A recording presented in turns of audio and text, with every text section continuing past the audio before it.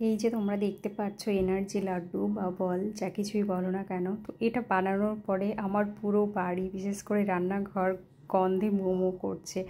এত সুন্দর একটা স্মেল বেরিয়েছে। তো তার জন্য খুব ভালো কোয়ালিটির খেজুর লাগবে। আর আমি এখানে তোমাদেরকে দেখালাম যে রোস্টেড পিস্তাচিও, তো সবার শেষে সেই জন্য এটা দেবো। আর আমি এখানে 5 রকমের তোমার ড্রাই ফ্রুটস নিয়ে নিয়েছি। তার মধ্যে আছে আলমন্ড, আছে কাজু, সানফ্লাওয়ার সিডস, পামকিন সিডস।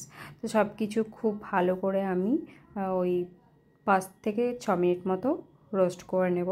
তো প্রথমে আমি আলমন্ডটাকে দিয়েছিলাম, যেহেতু ওটা একটু শক্ত, একটু বেশি সময় লাগে, সেই জন্য প্রথমে ওটাকে দেওয়ার পরে কাজু আর পরপর সবগুলোকে দিয়ে দিলাম। আর সবশেষে পিস্তাচিওটা দিয়েছি। এবার এগুলোকে খুব ভালো করে রোস্ট করে নেওয়ার পরে আমি 1 চামচ ঘি দিয়ে দিয়েছি। আর ঘি দেওয়ার জন্যই না এত সুন্দর একটা স্মেল আসছিল। ঘিটা দেওয়ার কারণ হচ্ছে যে এটাকে আমি অনেক দিন স্টোর করব। আর একটা কারণ হচ্ছে যে এটার বাইন্ডিংটাও খুব ভালো আসবে, মানে লাড্ডুটা যেহেতু তেল তেলে মনে হয় দেখতে, সেই জন্যই আমি ঘিটাকে অ্যাড করেছি। ঘিটা না দিলেও চলবে, তো আমার যেহেতু খুব ভালো লাগে সেই জন্য দিয়েছি। আর এখানে আমি নিয়ে নিয়েছি খেজুর। তো এখানে আমার মোটামুটি ওই 2 বাটি মতো খেজুর লাগবে। তো আমি সমস্ত খেজুরের বীজগুলোকে আগে খুব ভালো করে ছাড়িয়ে নেব। এক এক করে ছাড়ানো হয়ে গেলে প্রথমে যে ড্রাই ফ্রুটসগুলোকে আমি রোস্ট করে রেখেছিলাম সেটাকে ঠান্ডা করতে দিয়েছি। ঠান্ডা হয়ে গেলে প্রথমে ওটা মিক্সির জারের মধ্যে দিয়ে দেবো আর কি। দিয়ে ওই 30 সেকেন্ডস মতো ঘোরানোর পরে তারপরে আবার এই খেজুরগুলোকে দেবো। আর না হলে তোমার না খুব পাউডার হয়ে গেলে কিন্তু ভালো হবে না এই লাড্ডুটা। তো পাউডার বানাতে চাই না। তোমরা যদি মিক্সিতে নাও করতে চাও তাহলে তোমার ওই হ্যান্ড চপার দিয়েও করতে পারো, ওটাতেও খুব খুব ভালো হয়। তো আমি মিক্সির মধ্যেই করে নিলাম, খুব তাড়াতাড়ি আর কি হয়ে যাবে, সেই জন্য সময়টা বাঁচানোর জন্য, আর কিছুই না। এই যে ঠান্ডা হয়ে গেছে, এরপরে আমি এবার এটাকে মিক্সিতে ওই 30 সেকেন্ডস মতো ঘোরানোর পরে দেখতে পাচ্ছ, এই যে খুলে দেখাচ্ছি তোমাদেরকে, দেখো।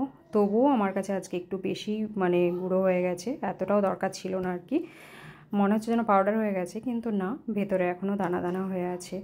তারপরে এবার খেজুরটাকে দেওয়ার পরে আবারও ঘুরিয়ে নেব খুব ভালোভাবে। তো খেজুর যদি মনে হয় যে হ্যাঁ কম হচ্ছে আর একটু বাইন্ডিংয়ের জন্য দরকার, তো তোমরা সেক্ষেত্রে খেজুরটাকে দিতে পারো। তোমরা সেটা মানে লাড্ডু বানানোর সময়তেই বুঝতে পারবে যে কতটা খেজুর লাগবে আর কি। একদম দেখতে পাচ্ছ এই যে আঠালো আঠালো হয়ে যাবে।